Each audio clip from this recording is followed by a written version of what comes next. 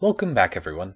Just to recap, in part 1 of this video, I discussed why pre-World War I Imperial Germany wanted to attack the United States along with their first 2 invasion plans to do so.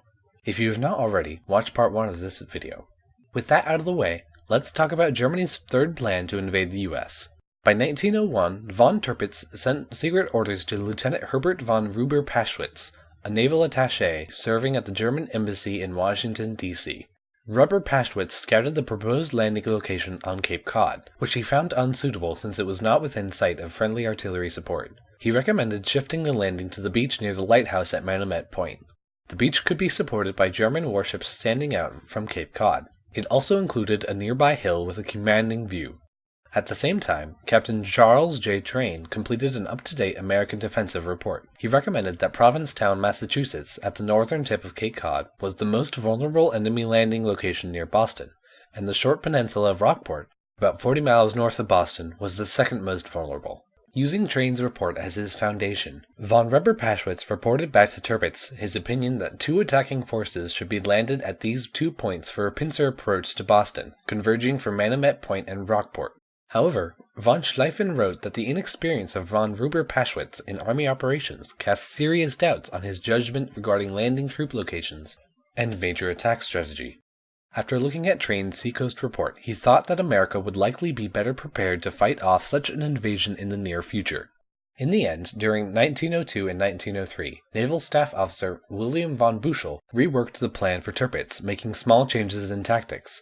These plans were called Operation Plan 3. Yes, I know, Germans were very clever in naming operations. However, this time, Germany took global politics into consideration. Seeking to gain a political advantage, they sought to establish a naval base in Culebra, Puerto Rico, from where they could threaten the Panama Canal. At the same time, however, Germany did not waver from its initial strategy of seeking to immobilize the U.S. As von Manty noted in his diary, the East Coast is the heart of the United States, and that is where she is most vulnerable. New York will panic at the prospect of bombardment. By hitting her there, we can force America to negotiate. However, Buchel carefully noted that if Germany was to be successful in its invasion of America, 2 conditions had to be met.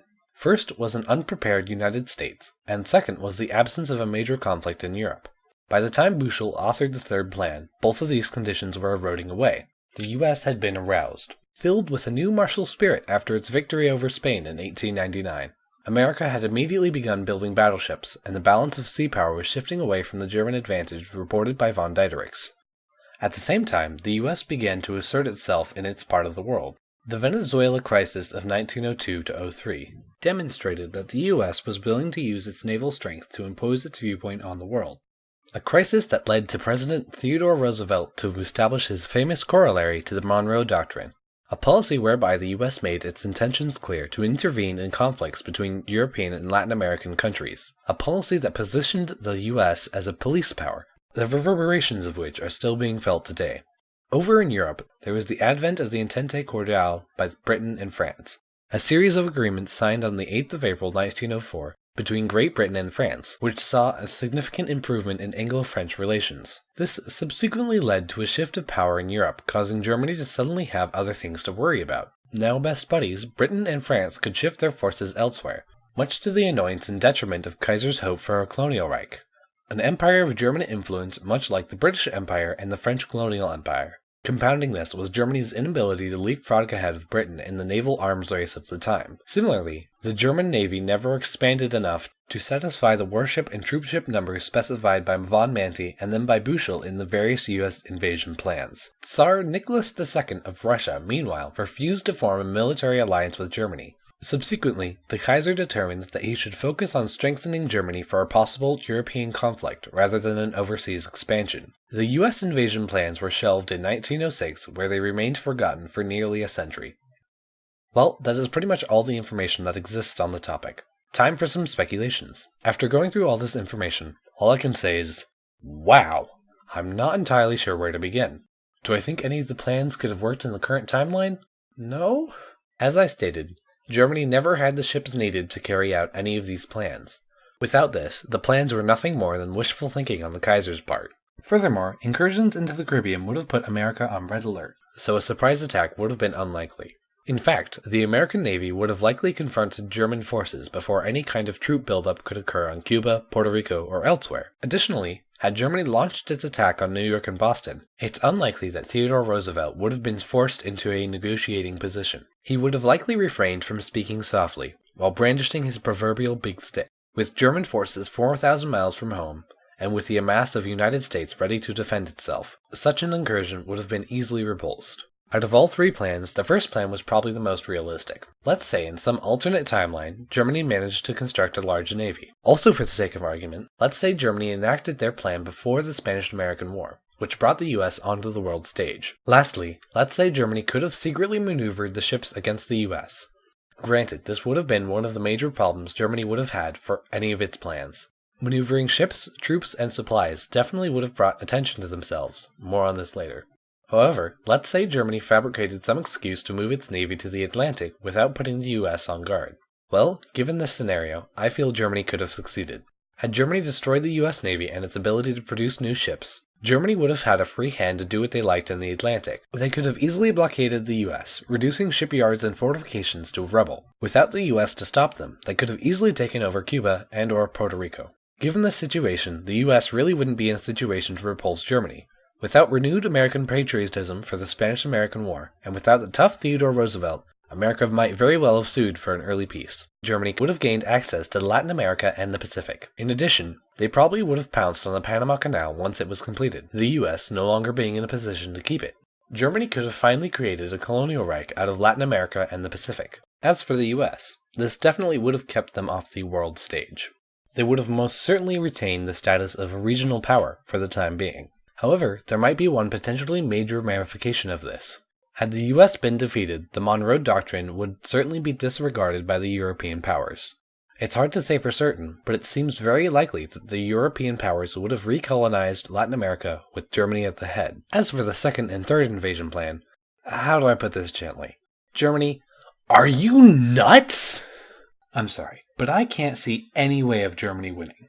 After the Spanish-American War and renewed American military activity, along with its expansion into Latin America and the Pacific, Germany didn't really have any shot of replacing American influence with their own. I know I should find some alternate timeline where it could have happened, but I can't think of any. For instance, if Germany sent all of its ships and a lot of its troops to engage the US, the European nations, particularly France and Russia, would have certainly pounced on the preoccupied Germany. I highly doubt the European powers would have sat idly by while Germany tried to pull this scheme off. Also, with millions of citizens and the most industry of any single nation, the US could easily repel 100,000 Germans. Considering Germany lost World War I, there is no way they could handle this even more widespread conflict. If Germany tried to carry this out, it could only end badly for them. Okay then, that's enough ranting. Before I conclude this, there's one more topic to cover. Was Germany wrong? I'm sure many people would use this to further demonize Germany and demonstrate just how crazy the Kaiser was. However, I don't think that is fair. Just hear me out. It's one of these things that is hard to explain without going into an entire discussion on the topic. I'll save that for another day. Well, let me start off with a quote from German Foreign Secretary Bernhard von Bülow, as he states to the Reichstag, the German parliament, in 1897. "We wish to throw no one into the shade, but we demand our own place in the sun." Germany wanted nothing outrageous. They didn't demand the world. As an upstart nation, they were jealous at the success of its rivals, namely Britain, France, and the United States. All they wanted was a piece of the action. Granted, I don't approve of imperialism in general, but looking at the situation from the imperial point of view, Germany wanted its slice of the cake. I'm not sure why I'm using the cake analogy, but just roll with me. However, being late to the game, there wasn't a lot of cake left to take. Therefore, if Germany wanted to take its place as a grand imperial power, it had to take as much of the cake that was left, also known as the Pacific and Latin America. Granted, I do think the Kaiser was a bit overambitious. I wish I knew more about the Kaiser so that I could accurately judge his actions, but I just don't. There are many ways to look at the German Kaiser, and I am not sure which, if any, are correct. Back to the point, however, I don't blame Germany for dreaming big. Their plan involved no atrocities, there was no genocide involved, no massive destruction. It was a quick, blitzkrieg-ish plan meant to minimize the cost to either side. It was no long drawn-out conflict. Germany was simply playing the imperial game. I can assure you that all the imperial powers did some pretty questionable things to attain their empire. Germany was no different. If you wish to condemn Germany for her desires, that's understandable.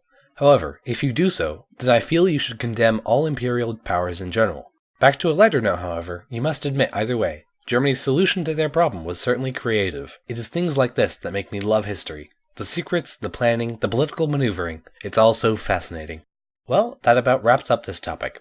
Now I would like to hear from you. Did I forget to mention anything? If Germany carried out its plans, how likely do you think they were to succeed? How do you judge Germany's dreams for imperial glory? Please leave your thoughts and comments below. In addition, if you have any ideas for a future episode, let me know. Lastly, if you like, you can follow me at wptimothy.deviantart.com to get exclusive maps made by yours truly. Until then, I will see you next time. This is Steam Shadows signing off.